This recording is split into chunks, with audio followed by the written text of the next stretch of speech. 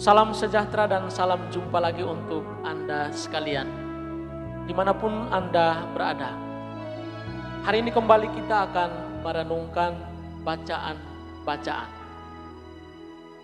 Sebelum kita merenungkan bacaan-bacaan hari ini, mari terlebih dahulu kita mendengarkan bacaan dari Injil Matius bab 9 ayat 14 sampai dengan ayat 17. Hal berpuasa. Kemudian datanglah murid-murid Yohanes kepada Yesus dan berkata, "Mengapa kami dan orang Farisi berpuasa, tetapi murid-muridmu tidak?" Jawab Yesus kepada mereka, "Dapatkah sahabat-sahabat mempelai laki-laki berduka cita selama mempelai itu bersama mereka? Tetapi waktunya akan datang, mempelai itu diambil dari mereka, dan pada waktu itulah mereka akan berpuasa. Tidak seorang pun menambalkan secari kain yang belum susut pada baju yang tua. Karena jika demikian, kain penambal itu akan mencabik baju itu, lalu makin besarlah koyaknya. Begitu pula anggur yang baru tidak diisikan ke dalam kantung kulit yang tua. Karena jika demikian, kantung itu akan koyak, sehingga anggur itu terbuang dan kantung itu pun hancur. Tetapi anggur yang baru disimpan orang dalam kantung yang baru pula, dan dengan demikian terpeliharalah kedua-duanya." Demikianlah Injil Tuhan. Hari ini kita akan merenungkan bacaan-bacaan dengan judul permenungan kita, Menjadi Mempelai Kristus. Saudara-saudari yang terkasih, pertanyaan para murid Yohanes kepada Yesus dan jawaban Yesus dalam bacaan Injil hari ini menggugah kita untuk merenungkan beberapa hal berikut. Pertama, sebagai pengikut Kristus, puasa yang kita lakukan tidak lagi dimaknai seperti orang Yahudi jalani, melainkan puasa kita harus berpusat kepada Kristus sebagai mempelai gereja. Setiap puasa yang dilakukan pun dengan maksud untuk menyambut kedatangan Kristus yang kedua kalinya. Memang Kristus telah lahir dan tinggal di antara kita. Namun ia telah kembali kepada Bapa dan akan datang lagi untuk kedua kalinya pada akhir zaman. Kapan itu? Tak seorang pun tahu. Maka bagi gereja, sikap yang pantas, kewaspadaan kita yang layak untuk menanti kedatangan Kristus yang kedua, yaitu dengan berdoa, berpuasa, dan beramal. Ini cara terindah bagi kita untuk menanti kedatangan Kristus yang kedua kalinya. Hal kedua, dalam bacaan Injil hari ini, Kristus menyebut dirinya sebagai mempelai laki-laki. Dan karena itu tentu gereja dengan sendirinya adalah mempelai wanitanya. Di sini Allah hendak menunjukkan kasih dan kerahimannya kepada manusia dengan meninggalkan kemuliaannya, menjadi manusia, tinggal di antara manusia untuk menyelamatkan manusia. Sebagaimana dalam logika kehidupan kita, seorang pria berinisiatif secara bebas mendekati, menghampiri seorang wanita dan menyatakan niatnya untuk mempersunting seorang wanita menjadi istrinya. Demikianlah juga sikap dan inisiatif bebas dari Allah untuk menyelamatkan umat manusia. Tuhan mengambil posisi sebagai mempelai pria, berarti Tuhan mengambil sikap untuk mendatangi dan menawarkan kasih dan kerahimannya kepada manusia. Dan insya Allah bahwa lazimnya si pria yang datang mencari dan menghampiri seorang wanita.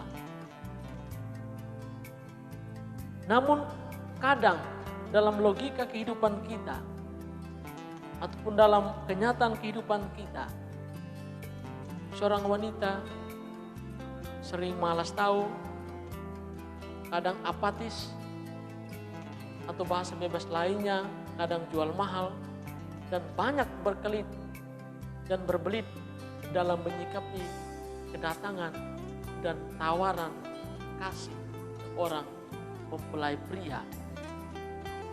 Demikianlah juga sikap dan gambaran kebanyakan manusia yang kurang, bahkan tidak mengindahkan atau tidak peduli akan kedatangan, kehadiran sang mempelai pria, Tuhan sendiri dalam kehidupan manusia itu sendiri.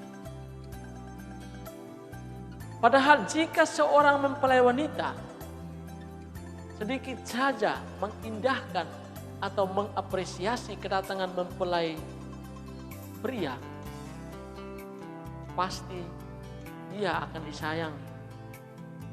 Ia akan mendapat tempat yang istimewa di dalam hati seorang mempelai pria. Demikianlah sekilas gambaran tentang bagaimana seharusnya kita menjadi mempelai wanita sebagaimana yang dikehendaki Tuhan dalam kehidupan kita. Ini menjadi tantangan dan refleksi kehidupan kita, bagaimana kita sebagai mempelai wanita menanggapi kedatangan mempelai pria yang menawarkan kasih, kerahiman, dan keselamatan itu dalam kehidupan kita. Hal ketiga, seperti disabdakan Tuhan hari ini, anggur yang baru tidak diisikan ke dalam kantung kulit yang tua. Karena jika demikian, kantung itu akan koyak sehingga anggur itu terbuang dan kantung itu pun hancur.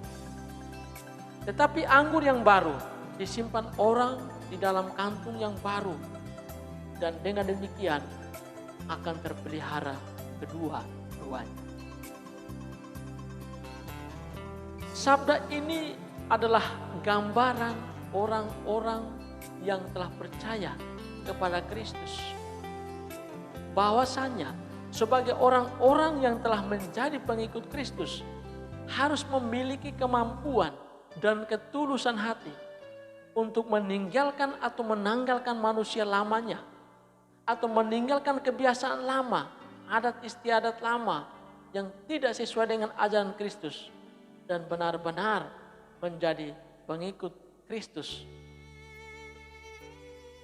dengan sungguh-sungguh taat kepada kehendak, rencana, dan ajarannya yang telah Ia nyatakan dalam kehidupan kita. Kita telah hidup baru di dalam Kristus melalui penerimaan sakramen pembaptisan. Maka sebenarnya seluruh hidup kita pun harus sungguh-sungguh menggambarkan Kristus yang telah menyatu dan nyata dalam kehidupan kita, dan bukan berlaku sebaliknya. Sehingga seperti yang dikatakan oleh Santo Paulus sendiri, bukan lagi aku yang hidup di dalam diriku, melainkan Kristuslah yang hidup. maka hidup bagi kita adalah Kristus dan mati bagi kita adalah keberuntungan. Inilah iman kita akan Kristus yang telah nyata dalam kehidupan kita. Akhirnya, sebagai orang-orang yang telah menjadi pengikut Kristus, bacaan Injil hari ini mengingatkan kita sekali lagi untuk menyadari dan merefleksikan sejauh dan sedalam mana kita sebagai gereja mempelai wanita Kristus sudah setia dan taat kepada Kristus sebagai mempelai pria. Kalau belum, ini menjadi kesempatan bagi kita untuk merefleksikan dan memurnikan kesetiaan dan ketaatan kita kepada Kristus sebagai mempelai kita. Ingatlah bahwa setiap kita diminta jadilah mempelai wanita sebagaimana yang dikehendaki Tuhan dan yang bukan kita kehendaki. Sebab itu sangat menentukan kualitas diri dan hidup kita dalam sebuah pelaminan dan kemuliaan abadi di dalam kerajaan surga. Tuhan Yesus memberkati.